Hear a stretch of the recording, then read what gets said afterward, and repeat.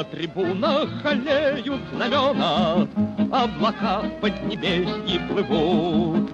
На зеленом ковре стадиона разноцветные майки цветут. Hello and welcome back to the Russian Football News Podcast. We come back after a little bit of a break for ourselves, having a week off, some scheduling conflicts, working overtime, getting in the way, and then unfortunately there not being a great deal to talk about. And we thought we'll wait now until we get towards the horizon of the return of the RPL games with all of the different international fixtures under our wing to discuss. To quickly go first into those international games, we're going to be discussing Russia first team, the under-21s, and as a little surprise extra, the under-19s this week. To start off, the senior side beat Cyprus 6-0 in their penultimate World Cup qualifying game. There's goals from Alexander Yorokin, Smolov, Mostovoy, Sutomin, Zabolotny, then a final one from Yorokin, finishing and starting the scoring.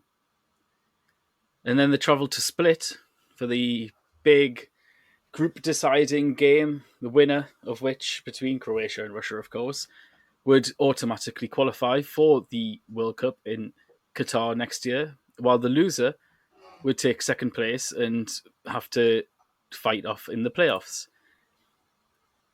Russia did lose that one 1-0 in the end, and we'll skip over Cyprus a little bit and we'll jump straight into that Croatia game. And afterwards, on social media and Russian football echo chambers and the media in general in Russia, sporting media in Russia, had kind of reacted to the defeat very badly. Of course, accepting that while Croatia are a superior side, many of the complaints stemmed around the fact that a lot of their side is aging and that Russia, had they been more adventurous, been less defensive, as we'll get into in a second, would have got something from the game. As it turns out, Russia lost 1-0 thanks to a late Fyodor Kudryashov own goal in the 81st minute.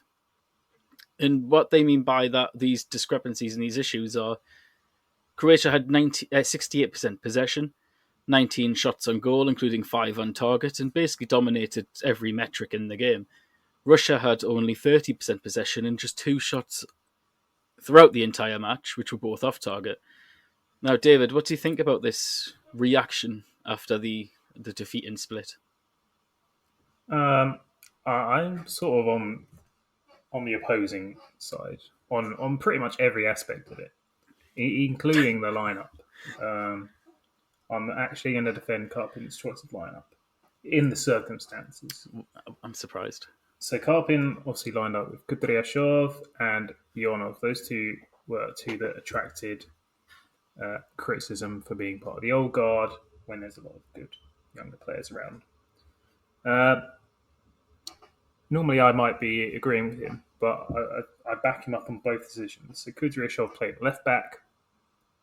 His only other competition for left back in the squad was Terikov. Now Terikov's a left wing back who works only essentially in 5 at the back formation. Russia played 4 at the back for the start of the game and adapted to a 5 after about an hour. And Terikov loves to get forward, and it just out of those two players, Kudryashov was definitely the right call, regardless of his own goal, which was, we'll come back to that later. Ionov, I can also sort of get behind playing him. He's an experienced player. He has experience playing in a defensive role. He's a real workhorse. And instead of playing someone like Miranchuk or Zhemletdinov, who maybe don't have quite the work ethic, neither of them even came off the bench in that game when Russia did push for an attack, when they had to push for an equaliser late on. He played Ionov, and I wasn't upset with that decision because I knew Ionov was going to put in the effort and do what he had to do. Mm-hmm.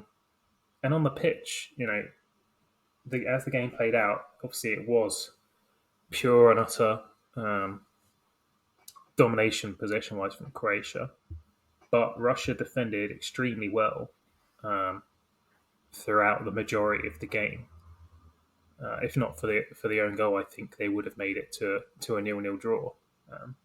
They really had frustrated Croatia, combined with the conditions of the pitch, which I'll also come to. The first half, it was predominantly just crosses. I mean, even for the whole game, that was all Russia were limiting Croatia to, was pot shots from the edge of the box or further, and crosses. And I can only think of one particularly dangerous cross where Russia struggled to deal with it. It was just flashed across the 6-yard box. The rest, Jikia and Diveev, both of them had fantastic games. Diveev in particular was really good. Just got everything out of the box. They rose and met every header. They met every cross. And Russia were defending really well, and they were executing the game plan. Granted, not a pretty game plan by any means, but they were executing that game plan really well. Obviously, there was torrential rain throughout. As they came out for the second half, the ball was getting stuck in the pitch as it was being played along the surface. That forced Croatia to abandon any hope of playing through the defence and had to go even more towards crosses. And that was another huge benefit for Russia, because with players like Modric actually, whenever he got the ball, took to not passing along the floor, but just slightly lofting, like dinking it. Even for short, like 3-yard passes, he would not roll it across the floor. He would just dink it. So the pitch was really getting to them. Actually, a great example was immediately as the second half started, one of the Russian midfielders played a ball across the centre of the field, and it just stuck in the centre of the pitch. Croatian attacker ran onto it and had a pot shot from, I don't know, 25 yards or so, and it went wide with some pressure. But immediately from then, you knew that the pitch was going to play a factor, whether for good or for bad. So Russia then went to 5 at the back. They brought Chistukov on, stuck him in defence as well. And then not long after Russia made their 5th substitution, they brought on Mostovoy for Bakayev, who was just dead on his legs, but put in a good effort, and replaced him with Mostovoy to do some running. They did their final sub, and Kudryashov went for a ball, and I noticed it in the live footage, but I don't know many people did. After the ball had gone out of play, he was feeling his hamstring, and you could tell immediately that he wasn't comfortable with it. And there's a really good bit of footage from Tim Zhuravell, who was behind the goal filming, and it very obviously spots him and makes a comment about it. 30 seconds later, the ball goes off to the left wing, comes into the box. Kudryashov runs from his wide position to challenge a Croatian attacker, who eventually actually doesn't even challenge for the ball because it comes across 2 Russian heads, both of whom the ball is slightly too high. Kudryashov's then running into the box for technically no reason because there's no danger. Sees the ball late. It basically just hits him on the knee. He has no time to react to that. Combined with that knock, his injury, whatever he had, and it just squirms into the bottom corner. And it was such harsh luck on Russia from that. They didn't deserve it. They defended really well. Granted, Croatia were the better team, but I was thinking at the time, when an underdog wins a football match and someone says, "Oh, they didn't deserve that win," if they've won a game, they've deserved it. They've done something right in that match to deserve it. Even if it's luck, they've done something to force the luck. So Croatia, they did deserve it in terms of they dominated and they put the balls into the box. But Russia were particularly unfortunate in the fact that they had, for 81 minutes, done exactly what they needed to do. And I thought we're going to see the game out fine. And if they'd done it, there would be no one caring that they'd done it that way. The Russian media would not be caring one little bit. And because of this one bit of bad luck that they had, people forget that Safonov had an incredible game as well. Diveev had a game. And they just focus on the fact that they lost to an own goal, and now they've, we all know they've got to go to the qualifiers, so it'll be tough. But I do think there was an overreaction. And I realise now I've been talking for like 8 minutes, so I'm going to stop. I think the overreaction. Oh, it's important to get into the reaction and potential overreaction, because even Valery Karpin himself has actually addressed it. After the game, he said that Karpin himself, said that he was thinking about leaving, basically thinking about stepping down as boss of the national team. The sporting director of the RFU, Andrei Lexakov, reacted, and he said that my opinion is to support him. That's all I can say. Could Karpin leave before the playoffs? No comment, and that was quoted from Sport Express. There's been quite a few discussing it, basically, in the wake of this, and I'm not quite sure, to be honest, if...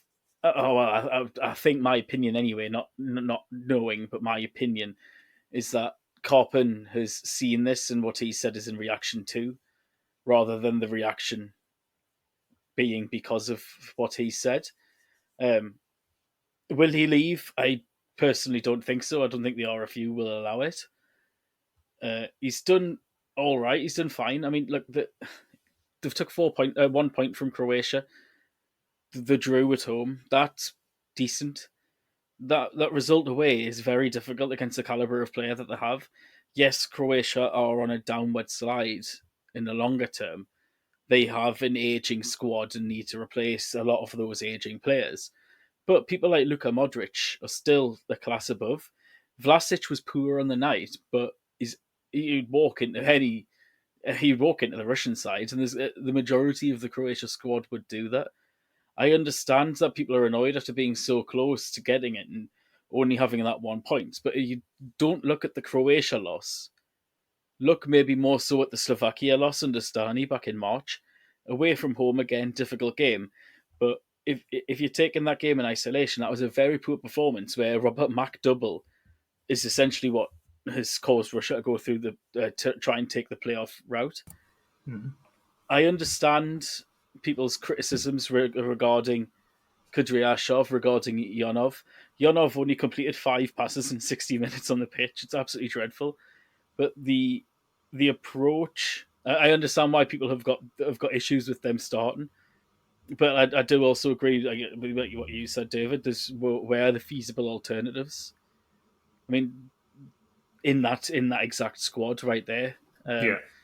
The worry is that there are feasible alternatives who weren't called up. But if you look at the squad in isolation, then it's Kudryashov or nothing, really. Yeah, I expect if Samoshnikov was fit, he would have started that game. But he wasn't, and so he did what he needed to. Certainly. What doesn't help is that you've got people like Andrei Cherevchenko in the press saying that, for those who may not know, he's a former president of Spartak, legend in the game, and that he said that the chances of qualification are a series of American films, Mission Impossible.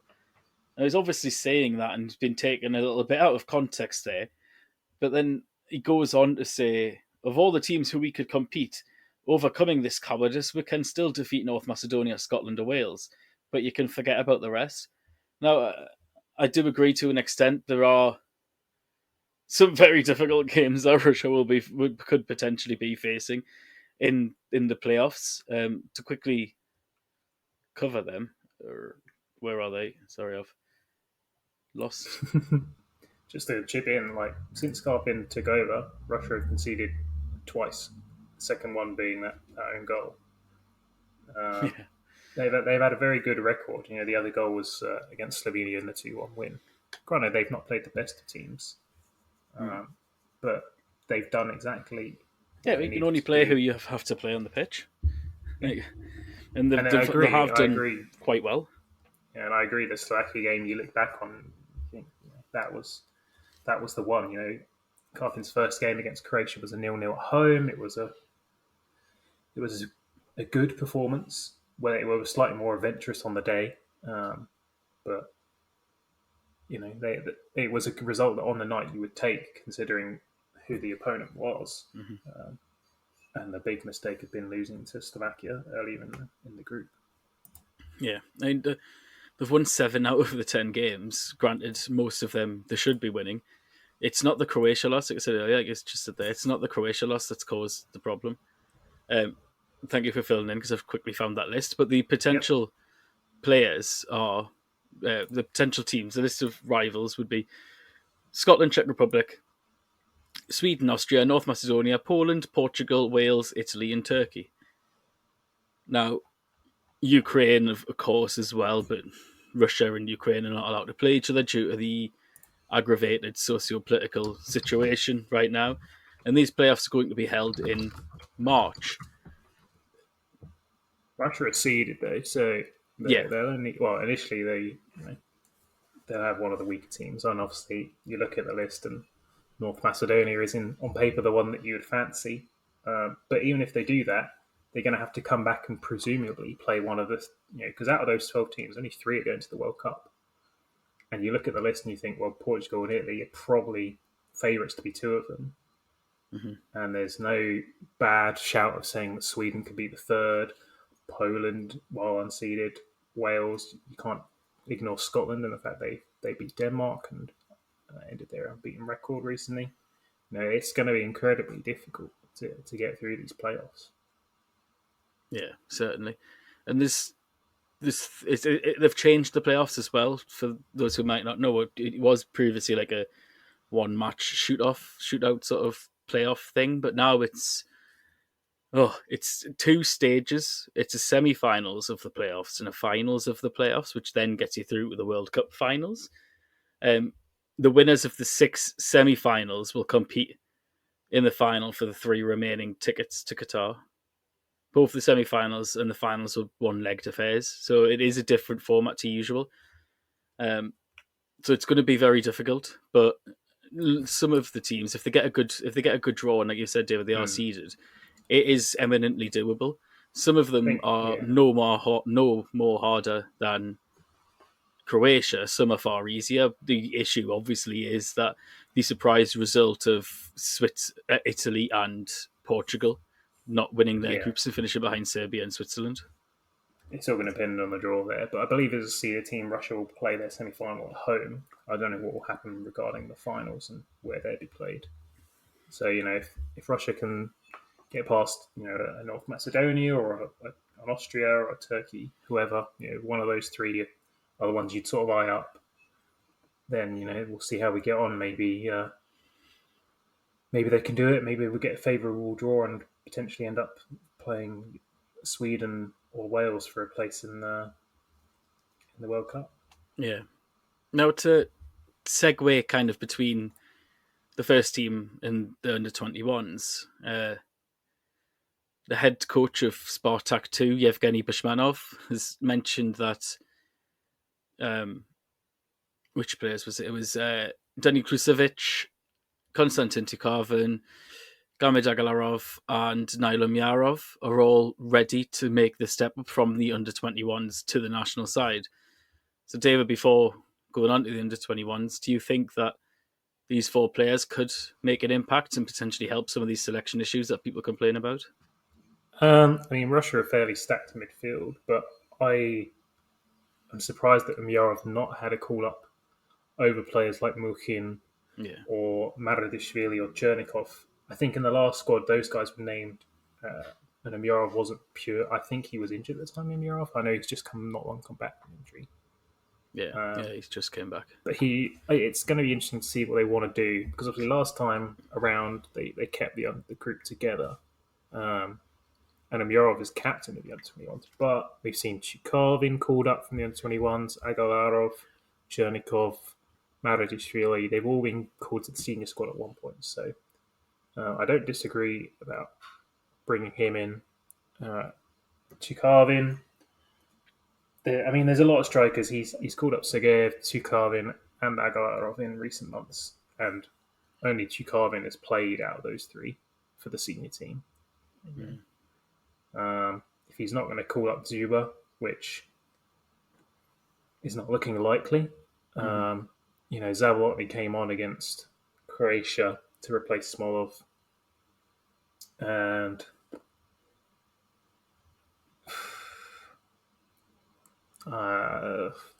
I don't even know how to describe it. He didn't do badly, but he also didn't do okay. He it would just be. I suppose it would be nice. Obviously, it's a weird situation to be in, and the I think playoffs is so important that the squad has to be right. And I think Zuba needs to be in those playoff squads if Zuba's willing to still be playing for the national team, because he is that. Even if you're not going to start him, he is that joker in the pocket that Russia could chuck on and just use as a leverage point to try and go for a goal. even off the pitch, he's a highly influential figure behind the scenes. Yeah, This is what Zenit's captain has been for a long time, for all intents and purposes, and that is a squad that relies heavily on that core of Zenit players. Look at the Cyprus game, when 5 out of the 6 goals I think came through Zenit. Yeah, it's going to take just someone's ego being massaged slightly again and trying to get over this hump, because, like I say, he's influential off the pitch and currently he's still influential on the pitch. I agree, Zabolotny was fine when he came on. He did a job of a very isolated target man in a very defensive system, but that's all he did. Zuba still offers that X factor, or whatever the term is, that even if it's just his pure strength and physicality, you've been able to sheer dominate an opponent. He's absolutely brilliant at that. And this isn't the first time, is it, with where managers have fallen out with Zuba in particular? yeah. I mean, I was just thinking that Cherchesov managed to patch things up between him and Zuba and Sobolev for the greater good when they were called up together. We should be able to get Karpin and Zuba to forget their differences, whatever they may be, and get Zuba in that squad for the playoffs. For me, Zabolotny should not be in the squad. It should be Zuba, Smolov, and then take your pick of who's on form for a third. Agalarov, Sergeyev, whoever it is, he's probably not going to play anyway because Karpin hasn't been playing the third choice striker very often. But yeah, I think Zuba would be key. One person I would like to see, though, and I do agree with him here, is that I would like to see Agalarov given a proper chance. It's not exactly a controversial pick, but there's an excellent article on Regista, and it's going into depth of Agalarov's numbers this year. Last season, after 14 rounds in the RPL, Agalarov had played only 105 minutes, had 0 goals and assists, and had an XG of 0.33. After Rakimov's arrival at the side, he then even wasn't involved on the bench, never mind being kept on the bench. Now, this season, it's quite brilliant. According to Understat, he's got 30 shots in the RPL with an XG value of 4.1, scoring 9 goals. So he's not a real hitter from any position, they claim. Only 2 games this season, he's got a shot on goal more than 3 times. But perhaps if they basically, paraphrasing, their analysis is that if perhaps Ufa had more possession, Agalarov would have more chances. So it shows 11. Yeah, this is, I must admit, this is from a little while ago. But and that's even outdated because he's got 11 now. Yeah, I remember reading recently. I thought that he'd had 11 goals from the shots was like 27, so slightly different numbers. But it's just outrageous. The thing that I remember Karpin talking about was that he puts himself about, goes for a lot of challenges. He's a good hard runner, good positioning. He scored for the other 21s in the break. But Agalarov himself says that his worst aspect is his dribbling. And I think the Regista article, I read an article, probably the same one, talking about how he's got like 4 completed dribbles this season or something. That's not his style. He's an off the ball striker, and he will be in the position when there's a chance to. Yeah, score it's rare that a striker scores a lot of chances. This many goals in this part of the competition. Obviously, we've been tread well of that in recent years with Hasbun and Zuba's form, but also that of Shomorodov and Sobolev. But what they compare is Agalarov's bare statistics and showing how good a finisher he is. It's especially being at Ufa. someone scoring double figures in a side like Ufa, who spend the majority of the time in the defence, have got the lowest possession stats, the lowest opposition territorial stats in the entire league, shows that this man's showing something a little bit different right now. Whether or not it is pure red hot form, we'll see, and it will be interesting to see if he can pick that back up in 3 months' time after the winter break, because that's the hardest part of being a striker. Shomorodov didn't do that. Sobolev barely did it. That's what sets Azmoun and Zuba's record apart, that class, and what Smolov did for those years. So it'll be interesting to see if he can keep it up. But just quickly, yeah. I mean, Ural scored 5 goals this season, and Kimski scored 11. So he scored more than Ural on his own, and the same amount of 79%. And he scored. Ufa scored 14. Of Ufa's goals. That's the most Ural statistic in the world, that any single player scored more goals than them so far in the season. Speaking of the under-21s, they beat Slovakia 3-0 and Spain 1-0 in a surprising but potentially well-deserved result.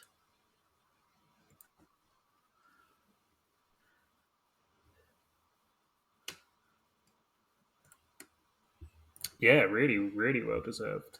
Slovakia was comfortable. They're both home fixtures. They both played at Khimki in the cold.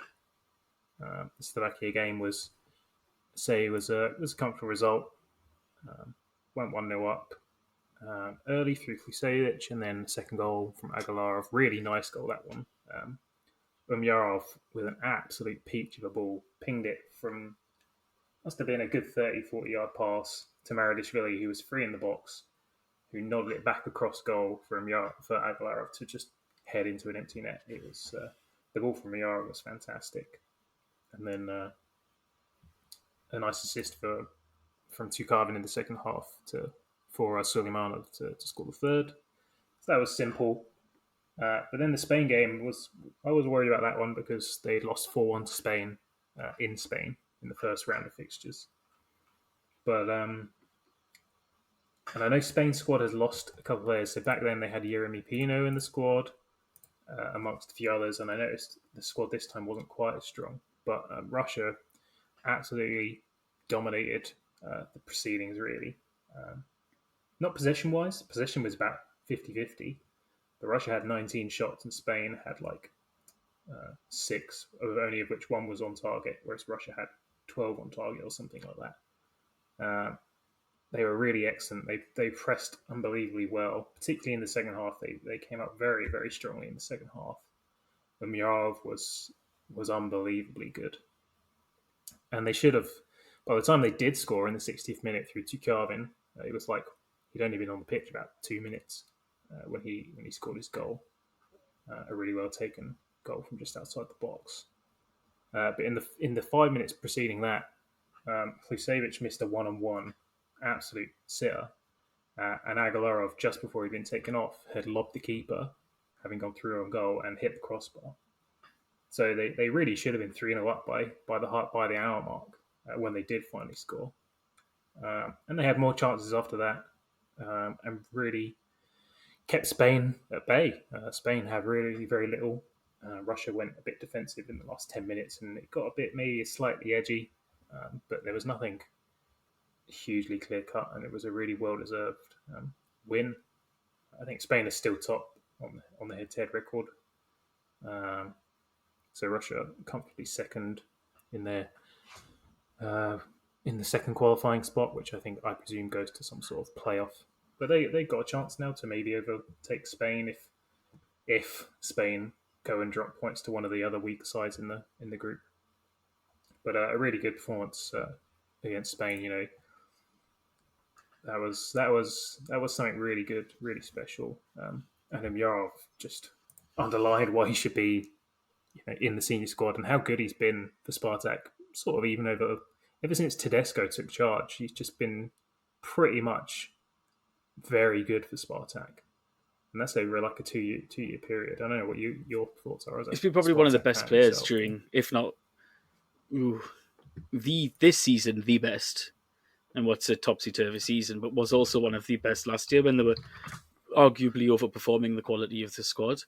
And that's not easy for a young player to do, to shine, especially when you have hype around Kral, deservedly in times, when you have the hype around the signing of Promes, goal scorers on the side, uh, centre-backs who were adored, and he's been absolutely outstanding, held his own more than some of the youngsters who came into the Spartak team and crumbled. And nothing against those youngsters, some of which have really struggled. Raskasov, not really a youngster anymore, but a young academy player, came in, got off to a decent start, went out on loan to Arsenal Tula, and then since he's came back, he's mentally all over the place. And I think sometimes people forget how much pressure there is on some of these younger players playing for a club Spartak size. Seeing the criticism online and the sheer amount of it, the quantity of it that they must get on a weekly basis is huge. And he's not only shouldered that, but is relishing in the performances at the moment.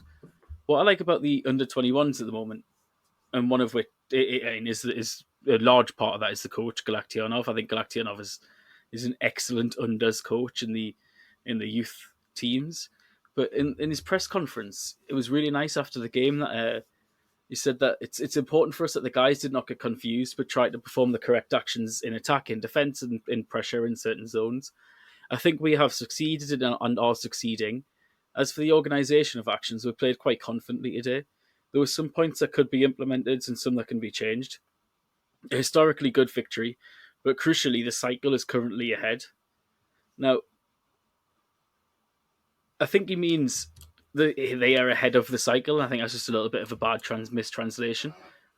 But I really like how Galaktionov speaks in cycles. It reminds me of when we interviewed Lauren when he was at Chatanova, and how he spoke of the development of the process. And I think that was really key to why he's such a good under-21s coach. Yeah, that's an interesting. I hadn't heard that quote. But yeah, to have it described as the cycle, presumably their life cycle in the under-21s being another year or so until this tournament is over. I don't know at what point the rules change, and it'll be players born before 2001. I don't know when the rules change. I presume this group will be allowed to see out the tournament that they're qualifying for, and it will change then. But yeah, I mean, it's a good group. The squad's not changed heavily throughout the qualifying period. The only big changes are affected by whoever's been called up for the seniors, and they're not dipping too far with age. The only young player who's been in the under 21 squad, or younger players, is Chukarvin and Zakarian. All the rest are, I believe, 20 and 21. They're not dipping too much into the younger groups for your Pinyaevs or your Sokolovs or whoever else from the younger groups who might warrant a call up to this group. They're keeping this group together. They're rewarding players of the correct ages with call-ups like Kuzmichov from Ural. He wasn't in the squad until I think the October fixtures was his first time in the squad, and he started against Spain because Litvinov wasn't playing. He was either suspended or injured, and he was excellent at the back against Spain alongside Prokin. And that's a player who's been rewarded for his good form in the league for an Ural team who are rock bottom, by the way. So yeah, it's a good group, and Umyarov. I mean, I just that game. After that match, I was convinced that he can definitely go and play in a big league. Like, he was undoubtedly the best player on the pitch, and I was like thinking, if some of these guys are playing in La Liga for Spain, the whole centre midfield of Spain played in La Liga. Two of them, I think, were from Sociedad, the other one from Bilbao. As well. Oichan Sanchez, I don't know how you say his name from Bilbao. I know he's a very highly rated player. Was exactly the guy from Sociedad was Turrientes, I remember. And I just thought Umyarov undoubtedly here is good enough to play alongside these guys in La Liga based on this performance. Like, he was that good. He was just in absolute total control. And the quote from Galaktionov there about the confidence of their actions when you said that, I was like, yeah, they really were. Like every pass was played. Mm-hmm. There was a bit of swagger about them, playing out from the back on occasions. It was a really really impressive performance all round. You know, all the team, even the guys from Arsenal, Stepanov and Klusevic down the left, they worked incredibly hard, and Klusevic and Stepanov were pretty good too down that side. So yeah, it's a nice group, and it's nice to be distracted from the seniors' failures, and look at another young group. You know, the last under-21s group. I think we're naming the golden that's generation. part of the reason why, to just juxtapose two topics, so far is why that we've had that reaction is because people are actively seeing Russia's results and more so performances and approach to the game and comparing them to the under-21 side, who not only beat Spain but did so in a convincing manner, playing the correct, in quotation marks, correct way. And that's why people could directly compare. I think it was just today. I think I read. It was. I think it was earlier today that I read. I'm not quite sure when the quote is from, but it was Mostovoy, Alexander Mostovoy, who was claiming that try not to compare these two sides because it's two different beasts, two totally different animals. While he was actually asked about the under-21s and he was asked his opinion, and he heaped praise upon them, but he then did go on to say is try not to compare, because like you said, the last generation was what was largely termed as in the Russian press as the golden generation of the under-20s and 21s, but not many of them have yet to make a real step up on a regular basis, considering it's the golden generation, in quotation marks again. So it is impossible to compare them. Just enjoy the fact that the unders are playing well and getting good results, rather than compare the two. Just try and enjoy it while we can. To move on from the under-21s, the under-19s played three matches in the international break. First of all, they beat Greece 1-0. That was courtesy of a young Yaroslav Gladyshev goal. They beat Germany then 3-1 away. So I think it was in Germany, was it? That was Greece, that was, I think. Sokolov, Gladyshev, and Bagrintsev. And then all the games the Faroe Islands 5-0. Bagrintsev, Penyaev double, Gladyshev, and a late Savitsky goal. So for those, I think everyone's probably recognised quite a few of the names there. And it's not often we discuss the under-19s on the pod, and probably even less often that there's quite a large amount of highly recognisable names in the under-19 squad, but they're kind of continuing the tradition right now of highly performing unders teams.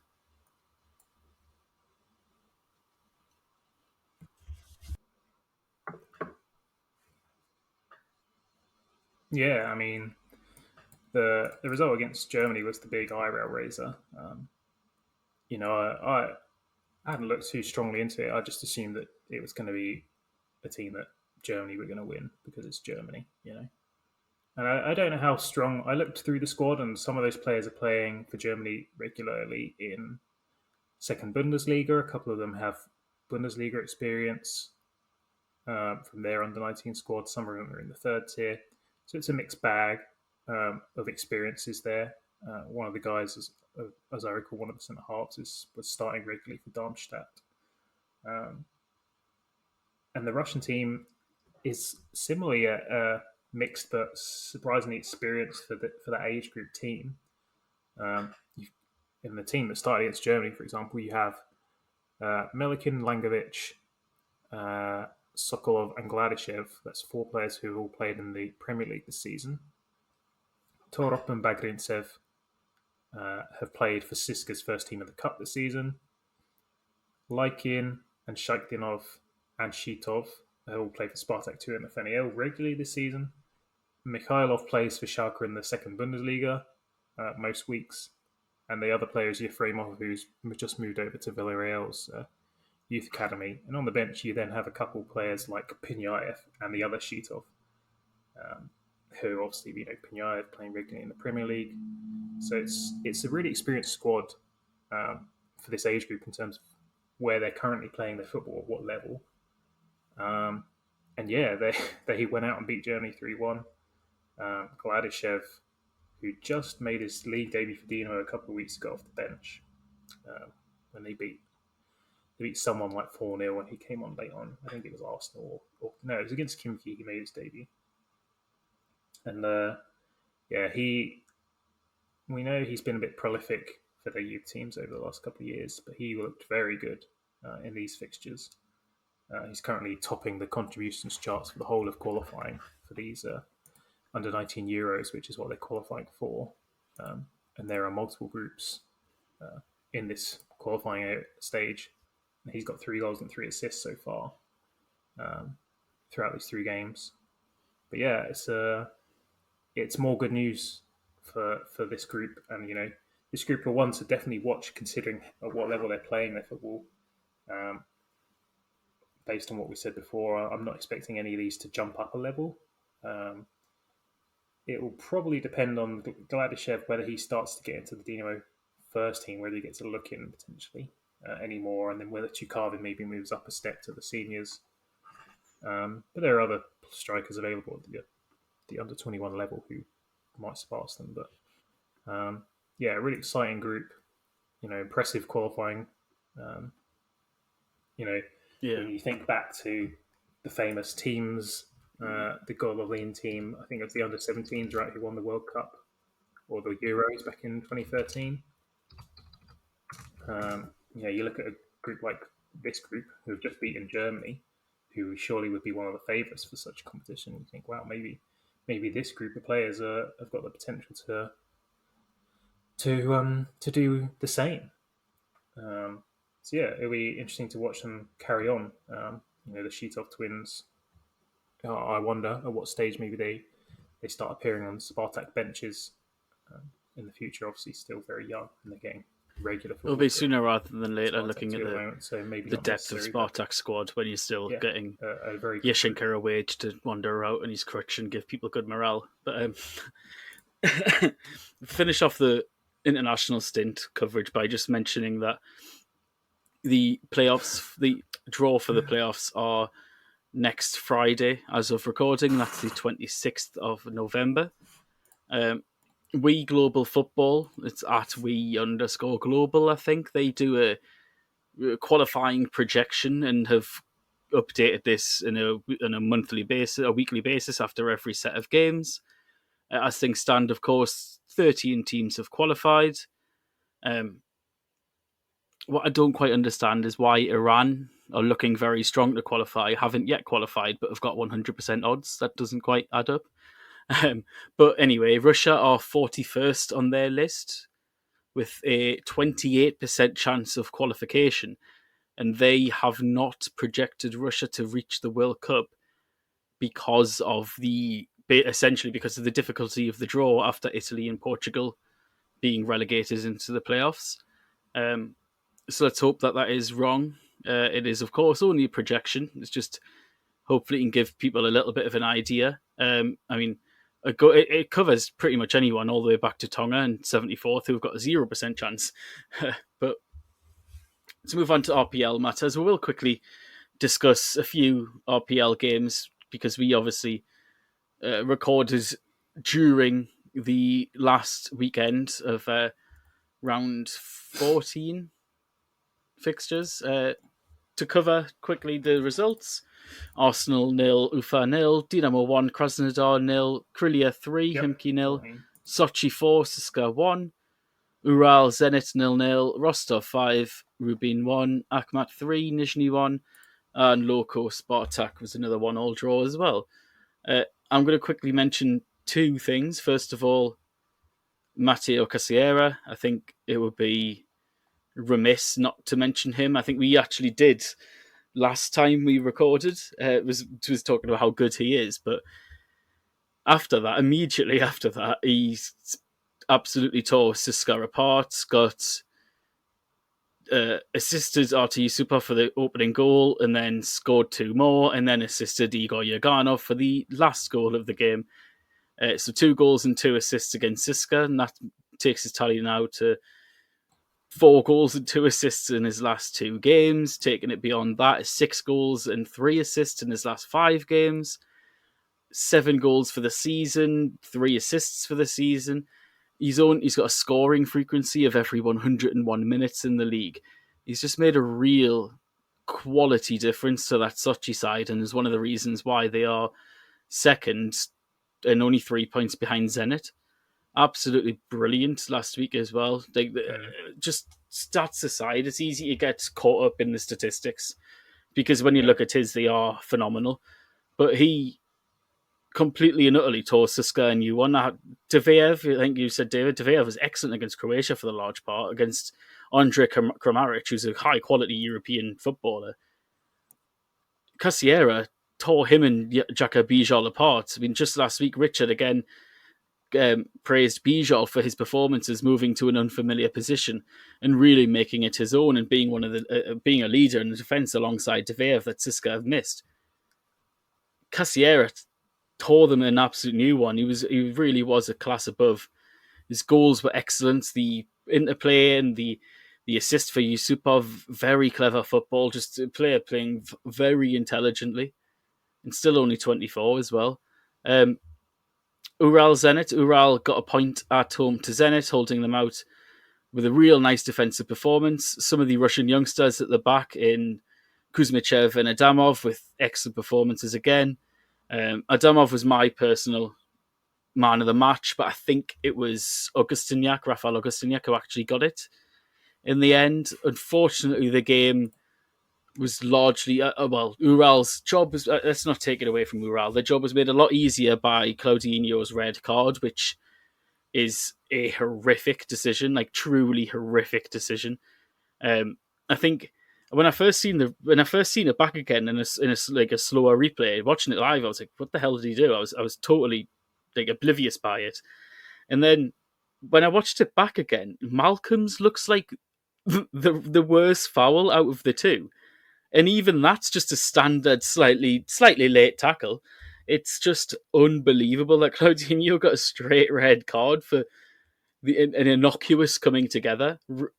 Absolutely wild, but I don't want to take away from Ural's performance. The left-hand side, Leo Goglachidze and then Kirill Kolesnichenko providing a very strong screen in front of him.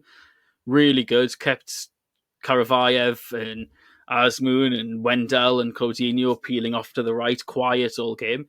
And that combination of Wendell and Claudinho has been what's made Zenit tick over the last...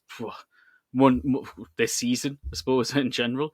When they peel off, Claudinho has that free rein to allow Azmoun and Zuba in behind and to push up high. They were excellent. Absolutely nothing came down the left-hand side. So credit to Ural, defending far better. Shalimov has came in and made an impact in sorting out that defence, which was genuinely horrific under Parfionov at times. It's just the problem now is the other end of the pitch because they've got 5 goals in 14 games, which is very Ural. They've needed a striker for a long time, and they kind of deserve it because their continued ignorance to the plight of not realising that you need to score goals and wanting to rely on a 58-year-old Eric Bacfalvi is just...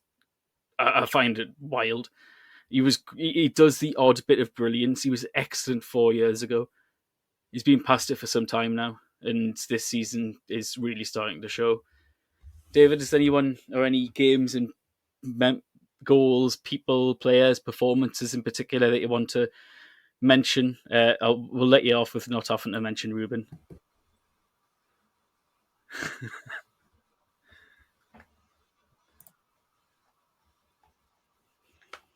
Cheers.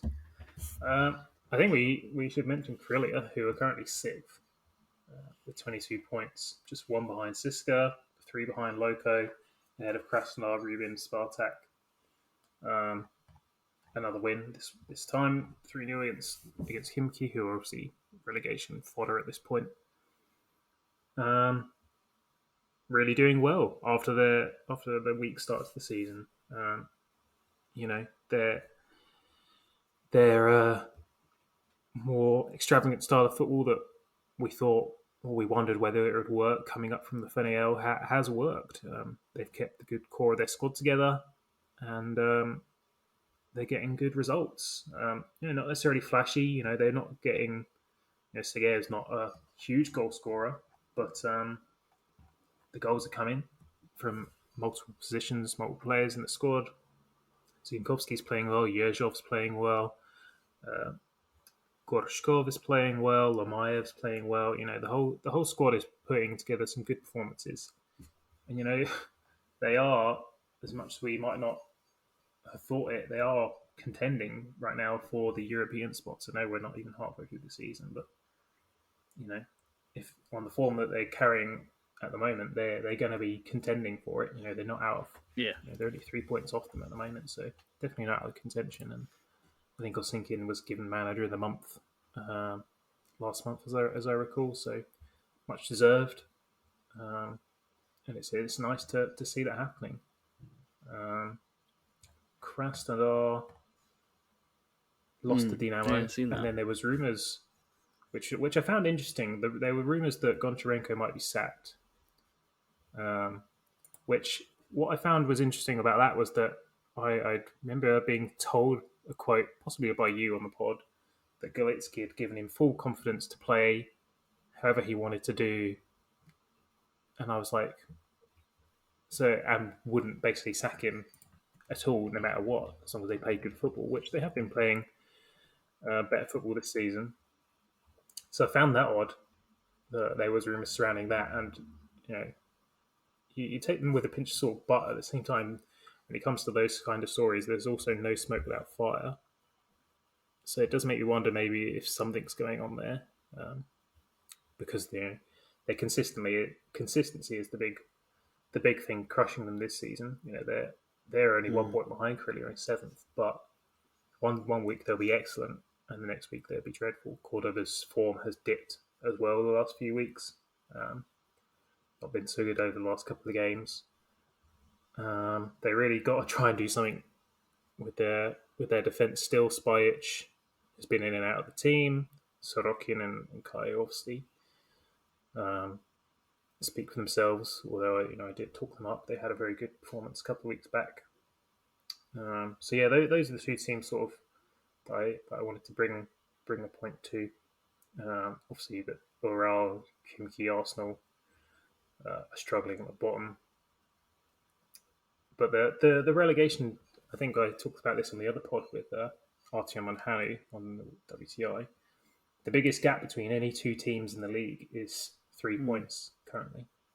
There's no gap that's formed. Like how the RPL, at some point there's usually a gap. Usually it's either the relegation group are split off or the top 6 are split off. Currently, if you go through the league, the biggest gap is between first and second, which is 3 points. As you then go down the table, it's 2 points or 1 point between the whole rest of the league, right down to the last place. So very tightly put together league this season. So nothing's decided. Not even relegation. Ufa are 12th and out of the relegation spots, but they're only 3 points off bottom. So yeah, it's going to be a very important few games here coming up to the winter break. Especially with spring and teams usually struggling to get going in spring, a lot of them, and other teams turning their seasons around. We saw Loco do it last year with some incredible spring form coming through. So yeah, some important fixtures coming up. We know Zenit tend to struggle in these fixtures this November period, so we'll see how they get on. Who have they got? They've got Nizhny, then they've got Siska away, and then they got Rostov at home. Yeah, certainly. Dinamo Just away, quickly that'll be a big one. on Cordoba, So, yeah, some obviously games. started the season like a house on fire with 5 goals and 2 assists in his first 6 games. Since then, 1 assist and 0 goals in 8. So a little bit, quite a large and worrying drop off in form there. When I seen the rumours of Goncharenko's sacking, it was I guess it was a tweet, so a huge pinch of salt. It was someone saying that he had a falling out with Cordoba, and that's why he didn't start against Dinamo. But I don't know if that's just someone being a little bit casually racist and kind of blaming the new foreigner who's just came in and stopped scoring goals. It's a very easy assumption to make, so high pinch of salt on that one. It could potentially be absolute bollocks, but it's no doubt that Goncharenko is under pressure with the inconsistent form there. But I think I was myself who read that today. I remember reading that Galietsky supports him no matter what, and we all know Galietsky. He's not exactly a man to make snap decisions. Look how long it took him to sack Musayev and Shalimov. And did he even sack Musayev in the end? There's still lack of clarity in that regarding if Musayev decided just to resign himself. I can't quite remember now. But we've got a spate of fixtures again this weekend. Zenit Nizhny, Krylia Ural, Loko Akhmat, Krasnodar Spartak, Siska Himki, Rostov Ufa, Dinamo Arsenal, and Sochi Rubin. To quickly also finish off the pod, mid-week next week at the time of recording is the next set of European fixtures. Zenit travel to Malmo on the Tuesday in what is probably going to be the decider for, or should be anyway, the decider for who qualifies through to the Europa League knockout stages. Spartak hosts Napoli, needing anything from that result, especially at home as they currently lie bottom of their group. And Lokomotiv also hosts Lazio, again with an even more desperate need as they lie bottom of their respective group with just 2 points from 4 games so far. This has been the Russian Football News Podcast. We'll be back at the usual time next week. Goodbye for now.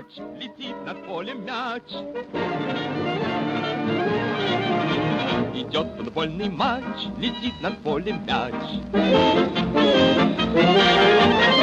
Веди его, беги, точнее его ударь. Но мяч берет с ноги решительный вратарь. Не напрасно футбольное поле самых ловких и смелых влечет. Здесь нужны тренировка и воля, быстрота, увлечение, расчет.